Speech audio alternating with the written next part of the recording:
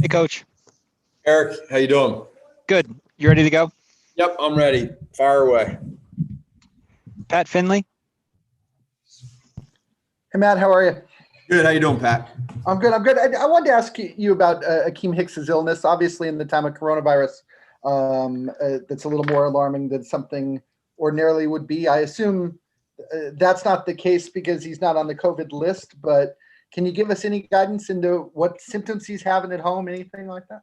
No, well, you're right about the COVID deal. It's not that. And I don't have any idea in regards to the amount of symptoms that he has or anything like that. I just know that he's has an illness. He's sick and wasn't able to practice. So I don't, it's probably like all of us right now in 2020, the second this comes up, we're majorly concerned, but for me, that's where he's at. And we'll just kind of take it hour by hour, day by day with him. But yeah, nothing to do with COVID though. Dan Wiederer.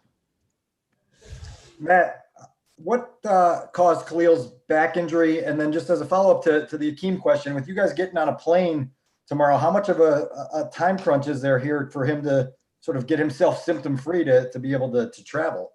Yeah, I think we'd be okay. I mean, the back deal, I think, is more than anything, Dan, I think it's just soreness. You get to this point in time, there's not much concern from that side from me or anybody else, but it's kind of where you're at. Sometimes these guys have something like that as in regards to getting sick and then having a little stiff or sore back.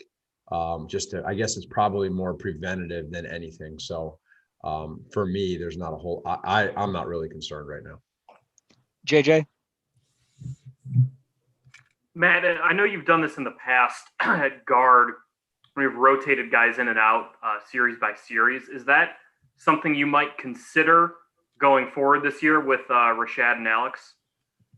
I think we might have done that a little bit before, but no, that's not something that we'll get into. We'll just continue to keep rolling with where we're at right now. Let those guys keep growing. Let Juan keep teaching them. I just think it's similar, to the quarterback position and any position for that matter, other than wide receiver and tight end when you're rolling in and out. But you want to get that communication is important. So being able to just continue that communication, I don't see us doing something like that though. Jason Leisure. Matt, does the team have a sense of the level of competition seeming to go up these next few weeks with the Rams, the Saints, and the Titans? I haven't talked to them about that. These guys, it's going to sound like coach talk or it's going to sound, but honestly, I don't even think they know who we're, and no disrespect to our next opponent, but they're just so focused in right now on the Rams that we haven't even begun to discuss that really. I mean, we understand that for us to head out west and get ready to play these guys, their focus has really been just to have two really good practices, which they did yesterday and today. Going right from the walkthrough right into practice, it's a good physical challenge for them because you are on your feet for a little bit and they're understanding that, hey, it's kind of good for them in regards to practice wise and their reps, but we haven't discussed anything past this week, honestly. Chris Emma. Matt, kind of piggybacking off that, I mean, are you curious, starting with Monday night, to see how your team stacks up against some of the better teams in the league right now?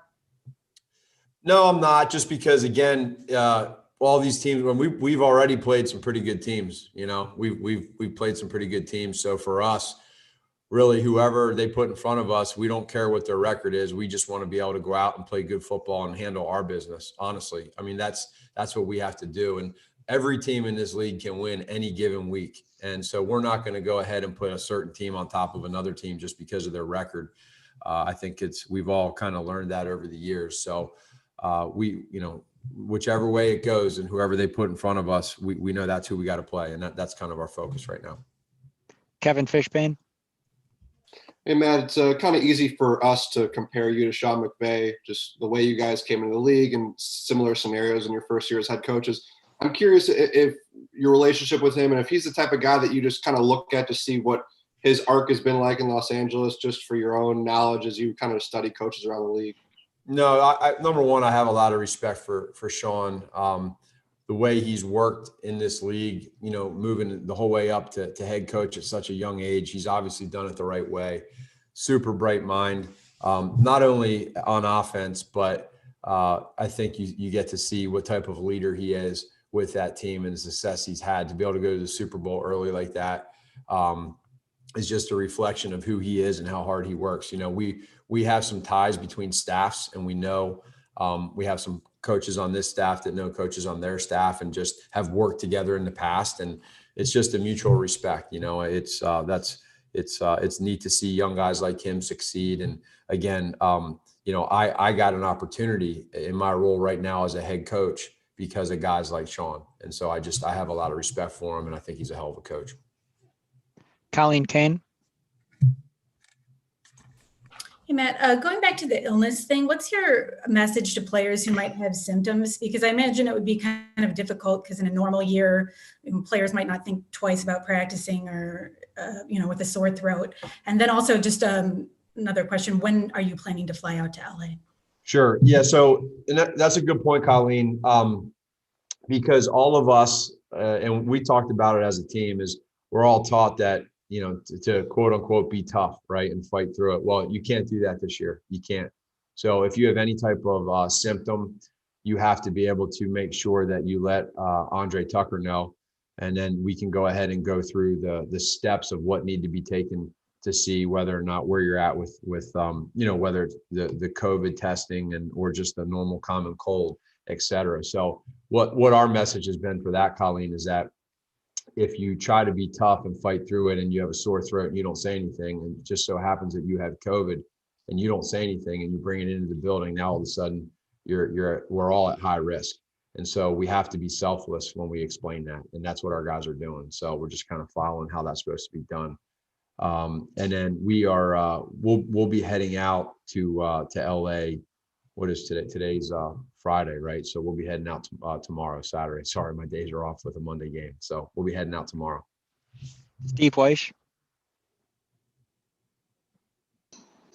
Hey, Matt, I just wanted to ask you, you know, the way your defense really has stepped up on kind of final possessions, you know, is that just kind of the nature of the guys, or is it the situation where you guys can kind of dictate, because you have gotten, you know, teams behind the sticks and second and third and longs, and you can kind of dictate exactly what happens?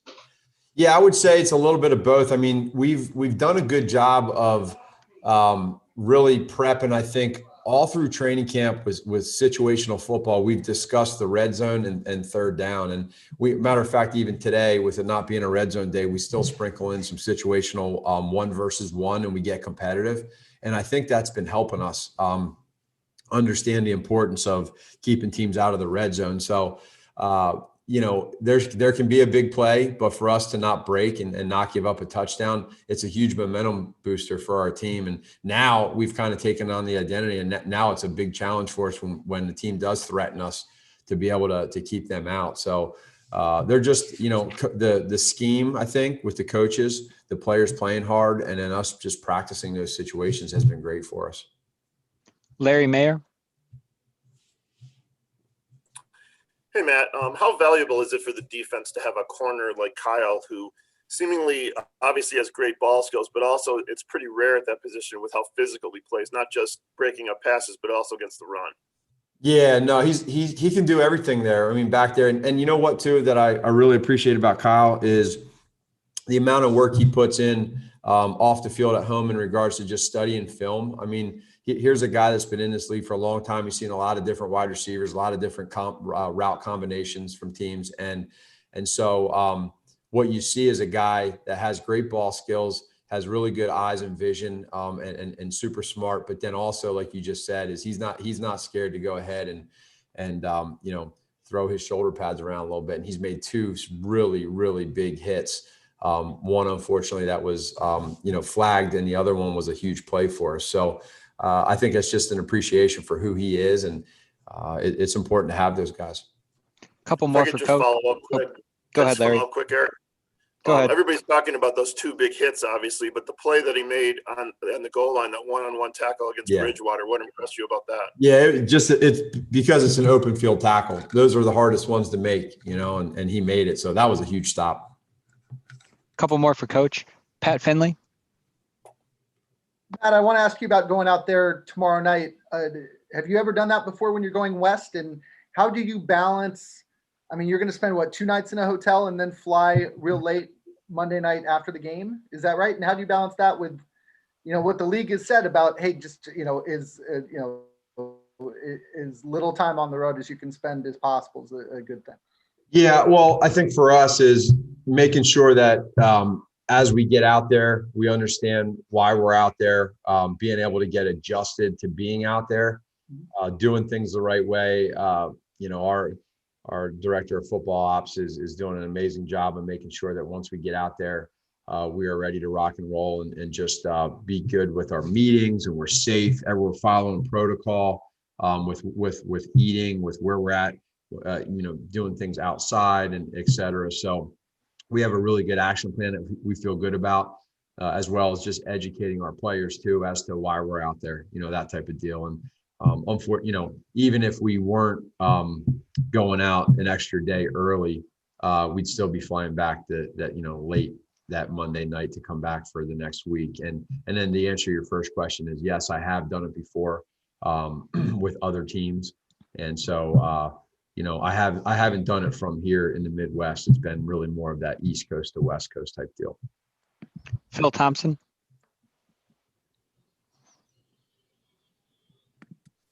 Thank you.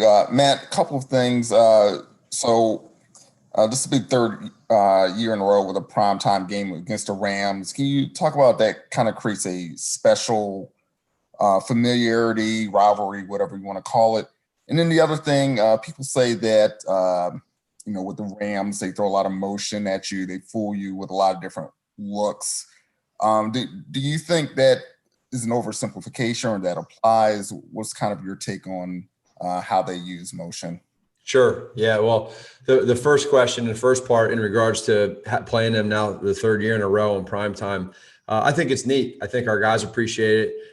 We have a lot of respect for that team and what they do. And again, like I said, for Sean to be able to get these guys to the Super Bowl and the amount of success they've had, the great players that they have, the great coaches, it's fun. It's a good NFC battle for us. And again, now this will be our second time heading out there back-to-back years. So it'll be a great challenge. And in regards to their offense, you can see that the identity that they have regards to all the motions and what they do personnel wise, and just being able to fit different things into making things look a lot alike, and they make it hard with all the jet motions. There's deception involved, and they do a good job at picking and choosing when they want to go ahead and take their shots as well. So they have some things that they do that make it tough for you as a defense. And so we got to make sure that our coaches are well prepared and get our players prepared as to the biggest thing is just staying calm, in those type of situations.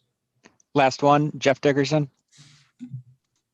Hey, Matt. So then will you guys leave the hotel on Sunday for some sort of offsite walkthrough? Is that what you're discussing? How, I'm just curious logistically, like an itinerary on a Sunday, you typically would travel before Monday. What is that going to look like as far as you know right now? Yeah, we're working through some things right now in regards to what we want to do. We have a few different options that we're talking about where it makes the most sense, Jeff, to be able to still get a walkthrough in. And it's good to get the guys out of their hotel rooms as well and be outside somewhere to where we can still go through some things and break up the day a little bit. And then we'll have our meetings like we normally would, and make sure that we're good there. But it's I think the biggest thing when we do this is making sure that we all trust one another and knowing that there's a plan. We put together the action plan, and then we're smart and we understand it's a business trip while we're out there. Thanks, Coach. Okay, take care. See you.